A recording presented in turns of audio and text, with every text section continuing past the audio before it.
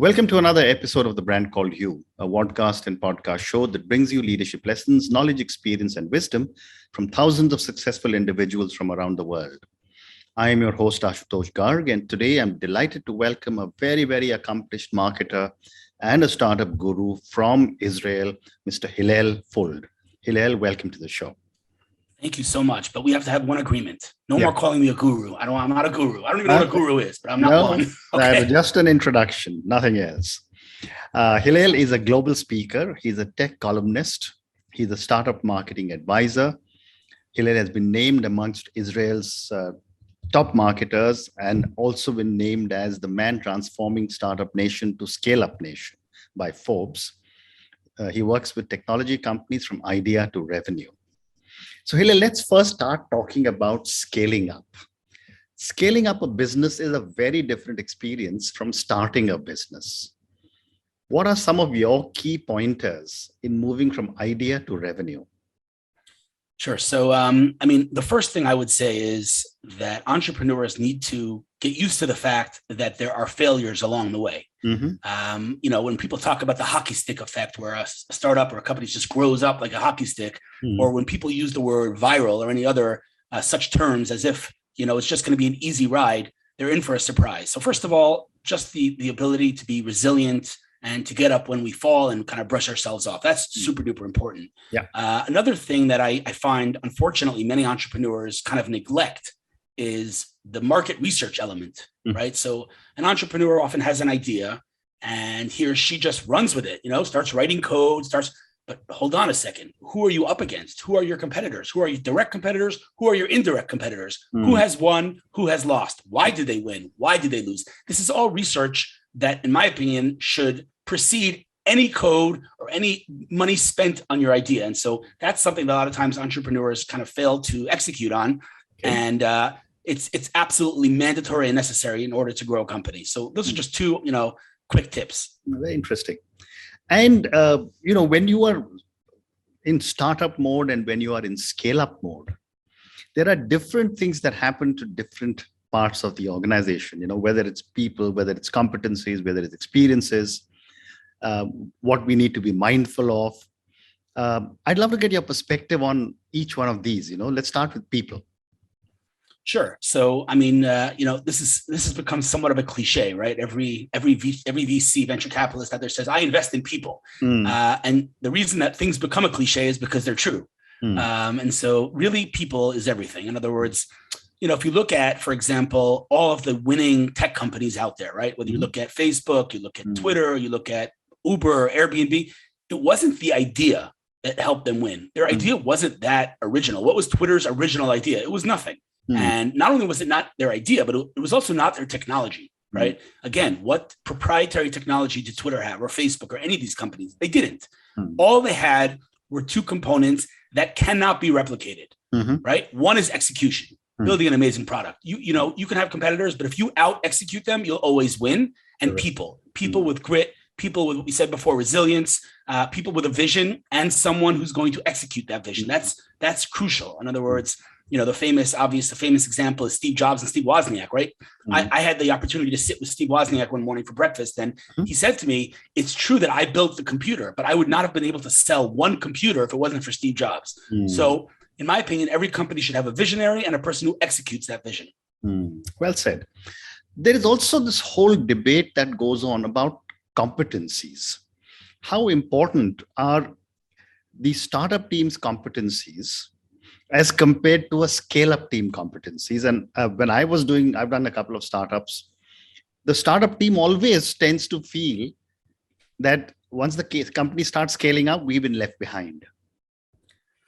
So it's a really, really great question. I think I'll quote Kevin Rose, who was the founder of Digg, D-I-G-G. That was the direct competitor of Reddit back in the day. And obviously Reddit won that battle. And when Kevin Rose was asked what were his biggest mistakes, he said something profound. He said, my biggest mistake was that I hired my team for skills and not for talent, meaning I hired a developer who could write a certain type of code. And when that code became obsolete, the person became obsolete. What I should have done is hired people for talent. And I can tell you on a personal level, I've had the opportunity or the great fortune to help many, many people get jobs. And many, many times someone will say to me, I'm working in this field, but I really want to get into that field. I just don't have any experience. And so I say to them, listen, skills and experience can be acquired. Talent cannot be acquired. And so I send, their CV to the CEO and I say, listen, he might or she might not have the necessary background, but I promise you they will execute because they're talented people. And I've had a perfect record. 100% of the people that I sent to those companies who were talented people ended up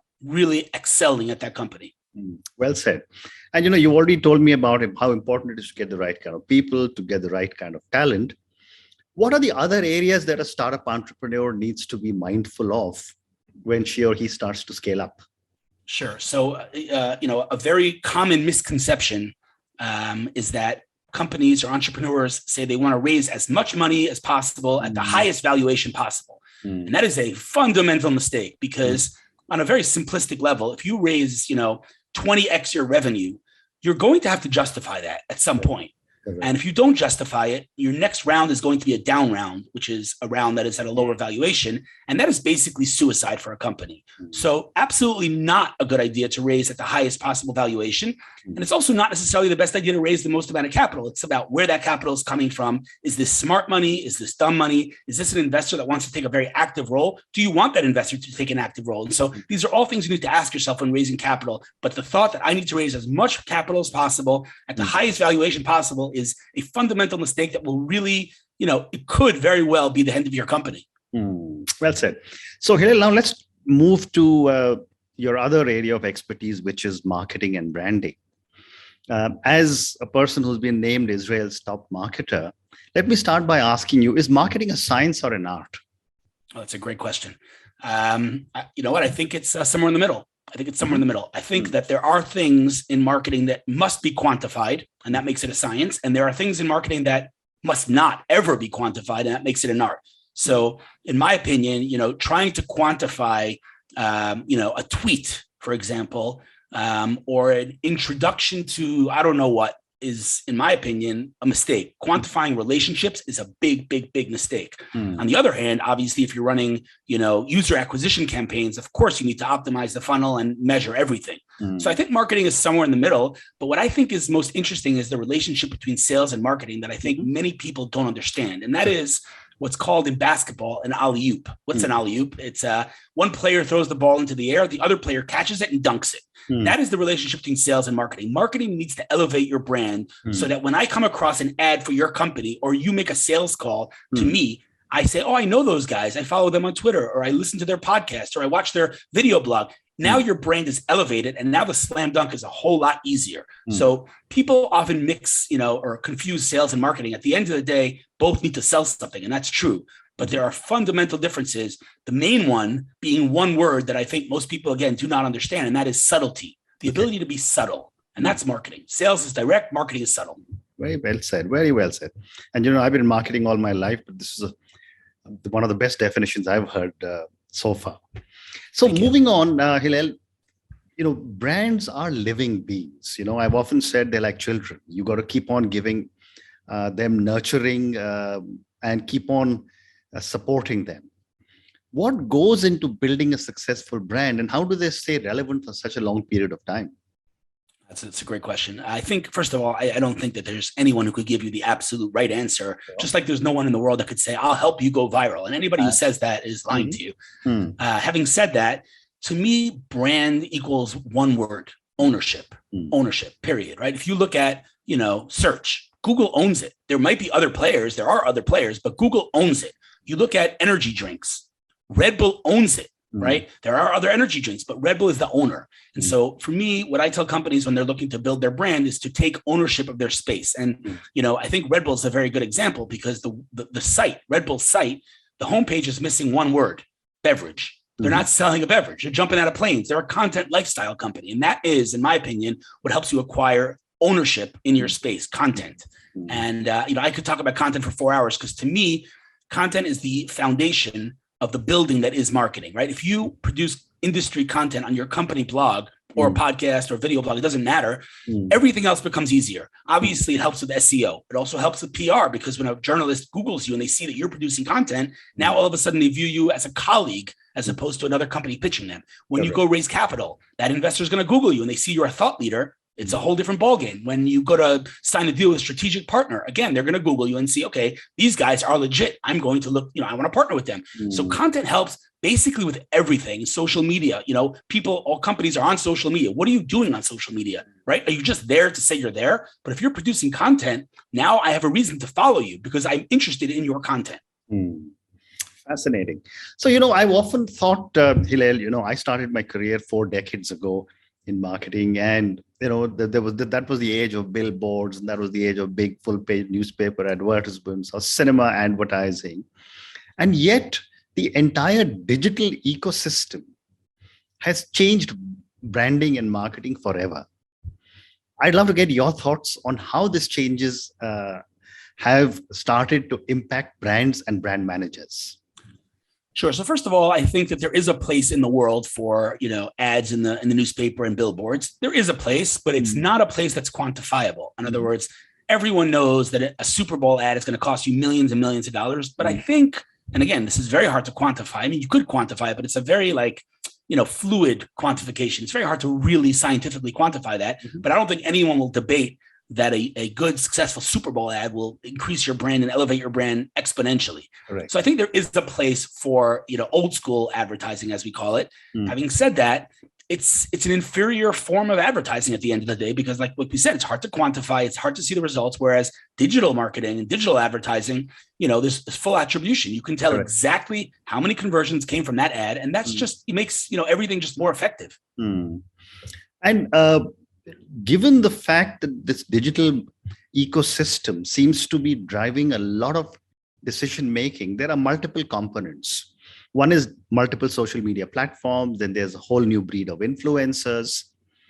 How do brand managers take a call on which platform to work with, which influencer to work with? I mean, it's a very, very confusing space out there. Sure. So, I mean, it brings us back to the first point, research. Correct. Market research, right? So for example, I'm working with a company that built something for enterprise executives, and I'm not an enterprise guy by any means, but I needed to get to enterprise influencers. And so I, 4 or 5 hours of research, and I got to hundreds of them. So, it's out there. The information is out there. So for example, if you're targeting, a specific person, spend 10 minutes and learn where that person hangs out. What gets them going? What's exciting to them? Are they on Twitter? Are they on Facebook? Do they prefer email? Just learn the person. And again, it's all out there. So it just requires a little bit of diligence, a little bit of hard work and resourcefulness, but it's all information that's available. And should the strategy be to go to multiple platforms or stay with a few chosen ones? So that depends on resources, right? I mean, in an ideal world, the more touch points, the better, right? The more presence you have, the better. But obviously a startup that has limited resources can't be everywhere. So they need to decide which platform is my target audience spending time on, which is the relevant format. Are we looking for long form content? Are we looking for more professional content? Are we looking for more friendly content? Are we looking for more visual content, right? That is how you define which platform is most effective for you. If, of course, you are limited in your resources, which most companies are. Well said. The other part of communication for branding is, we earlier had the luxury of a 30-second spot or a 45-second spot or a 1-minute spot. That is all being reduced to 5 seconds and 7 seconds. How does communication start to change and adapt to such a short time span? Yeah, so I think it's actually the best thing that could have happened, because people that can't explain their product in a couple of sentences, there's something wrong, right? You can give me the most complicated product in the world, and if I can't explain it to you in 2 seconds, then I'm not a very good marketer. And so brevity and the I guess, I don't know, the characteristic of brevity and shortness, right? To say things in a very concise manner, I think is a very important skill. And we're kind of forced to learn it on platforms like Twitter and others. So I think it's only a good thing. I don't think there's any downside to having to express yourself and communicate in a very concise manner. Wonderful. As I'm looking at you, you have behind you some very iconic brands like a Twitter or an Oracle or a Nike or Bose, etc. My question to you, Hillel, is that what makes brands like these live for hundreds of years and others seem to die in a couple of years? What are some of these big brands doing right? A great question. I don't think there's a right answer here. I don't think it's one right answer. There are many right answers, but at the end of the day, in my opinion, it all comes down to execution. That's what it's all about, right? So again, to give very kind of cliche examples, Facebook, what did they do that was so brilliant? There was nothing here. There was MySpace before. You know what? Forget Facebook. Look at Google, right? There were 17 search engines before Google. Why did Google win? They won because they simplified. And as Da Vinci said, the simplicity is the ultimate sophistication, right? The ability to simplify, one might think is actually easier than making something complex, but it's actually the opposite, right? There's no challenge for me to like put 50,000 features in my app. The challenge is to simplify and do one thing, flawlessly. And so I think all of the companies that are behind me, the ones that are still successful, all have one thing in common: incredible, detail-oriented execution. I had a meeting yesterday with a guy who one might say is one of the forefathers of Silicon Valley. And he was like good friends with Steve Jobs, good friends with Bill Gates. I mean, really, really serious guy.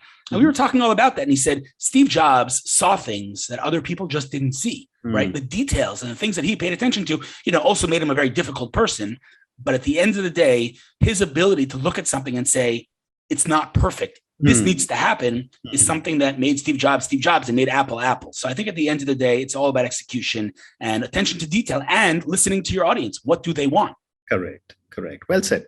So I'm going to ask you a couple of questions on the country that you live in. My country and your country have very, very strong bonds with one another. But it's interesting that you were termed, or you were called, transforming a startup nation into a scale-up nation.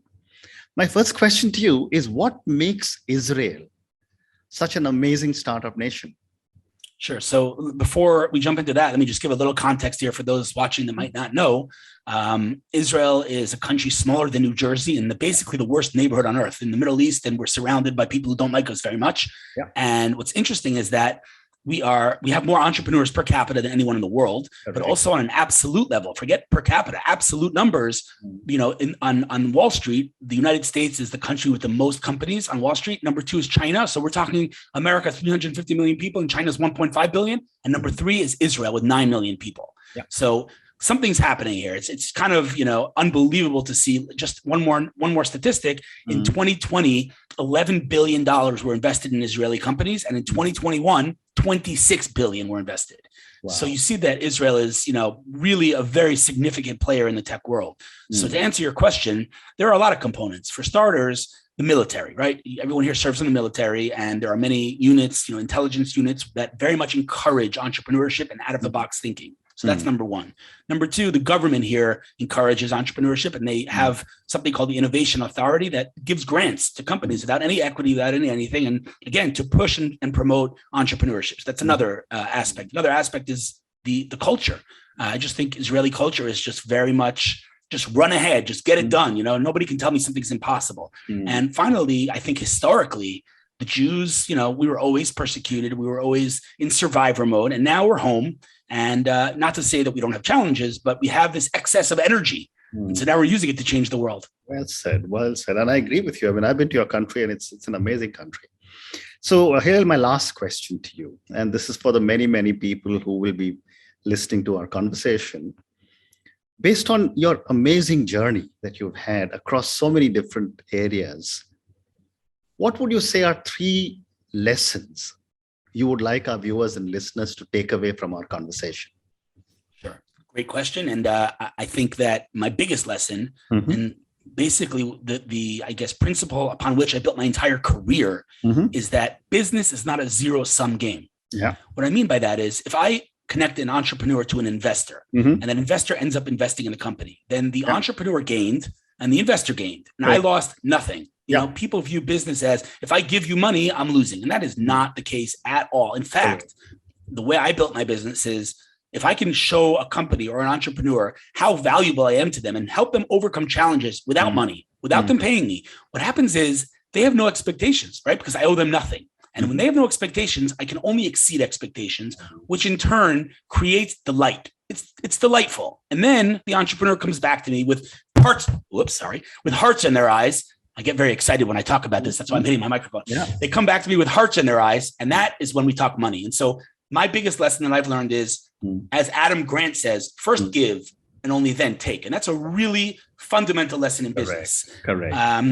I would say that, the second thing, and I guess it's related. The second thing is that the most important asset in business by far is trust. Yeah. Trust is the most important thing. And that means you might have to make sacrifices in the early days to establish that trust, whether it's building a relationship with an investor without taking any finder's fees or anything like that, so that investor trusts you. Very, very important, right? So that's a second lesson. I would say the third lesson is, let's talk about specifically a very specific kind of topic, which is PR. Something I learned early on is that when I pitch a journalist and they write an article, I would always send them an email thanking them. And 100% of the time, they would reply to that email saying, thank you. And I didn't understand it. I said, why is this journalist thanking me? And then it hit me. That journalist needs me just like I need them. Right? They need stories. And if they have no stories, then they're going home.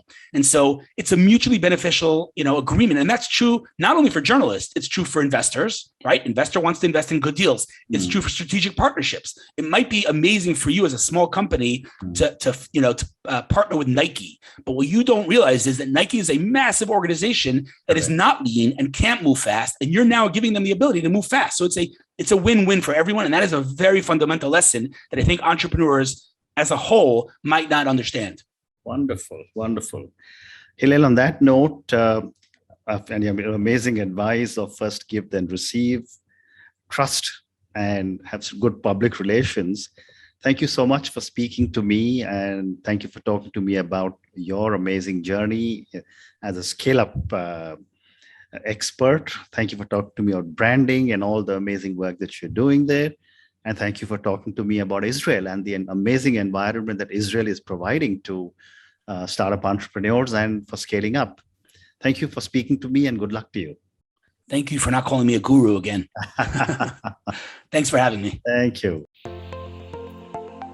Thank you for listening to the Brand Called You videocast and podcast, a platform that brings you knowledge, experience, and wisdom of hundreds of successful individuals from around the world. Do visit our website www.tbcy.in to watch and listen to the stories of many more individuals. You can also follow us on YouTube, Facebook, Instagram, and Twitter. Just search for the Brand Called You.